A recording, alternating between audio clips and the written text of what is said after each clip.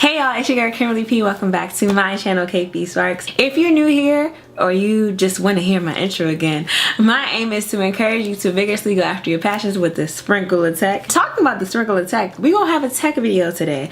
I know it's been a while since I uploaded a tech video, but you guys love it. I love sharing my knowledge, and we're gonna learn as a people. We're gonna learn together, okay?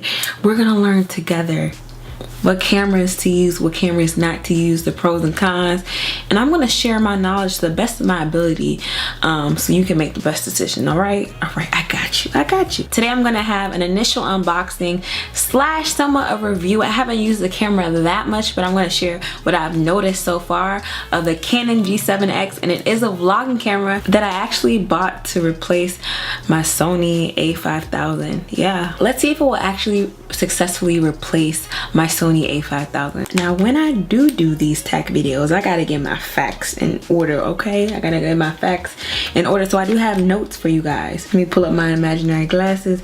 What's number one on this list?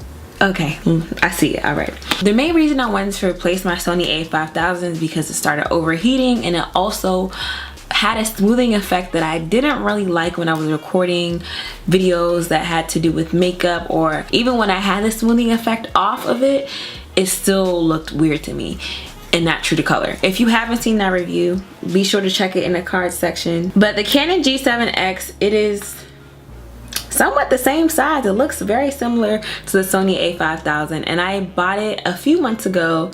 I've used it once or twice, and I initially bought it as a freehand camera or a secondary camera to record B-roll for times where I'm interviewing someone. I'm gonna insert a clip right here, just so it can be I can have a secondary view, because if you were looking at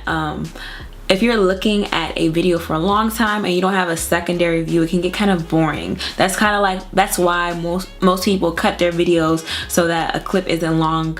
So a clip isn't really long, like 30 seconds long. You cut it so you can have like a relief and, oh, something new exciting is coming up. So I use this as a secondary camera, and y'all, I'm pleased. I'm actually pleased. Like, I'm not a harsh critic. I promise you I'm not a harsh critic. I'm just a young girl that wants crisp videos and my camera not to overheat, you know? That's just, I mean, is that asking for a lot? I don't think so. You don't think so either? I knew you didn't. I knew you agreed with me. You know, I don't think it's asking for a lot. So I bought this camera from Amazon, and it was used. I'm gonna insert the exact price on the screen right now, but I believe it was around the same price that I usually budget out to buy my cameras, like $350 something. And once again, I said I bought it used, and it came in this box. You can tell someone definitely had this before me. It literally just came with the camera. So when you buy like a normal camera, you're gonna have to buy an SD card. If you want a mic, you're gonna have to buy a mic in addition to it. So the first thing I would say that I've noticed about this camera from using it is that it's true to color and it's super sharp when it comes to recording. So I'm gonna switch my footage to actual footage that I'm gonna record on the Canon G7x. You can see how sharp this camera is, and I mean the depth of field in it is crazy. Like, I'm not trying to show y'all all my room, but it's really good, and it has good facial recognition. As you can see, it's tracking. You probably can't see it because it's not gonna record, but it has a square box around my face to track it as I'm moving. So the autofocus is like that, boy. It's lit, fam. So lit fam.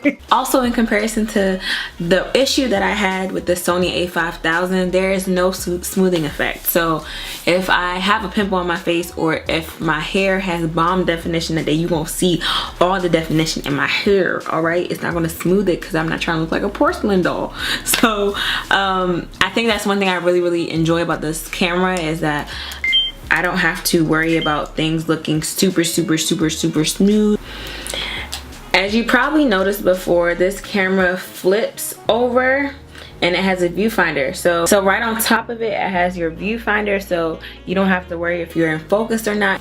Honestly, there's no way I could use a camera if it didn't have a viewfinder, because I feel like it's so important. Even as I'm recording right now, I have my viewfinder open to reassure me that it's recording, because I see a red dot. And in addition to that, I have my laptop next to me that I see myself on. So having a viewfinder, it's so major, it's so key, and that's another great thing I love about this camera.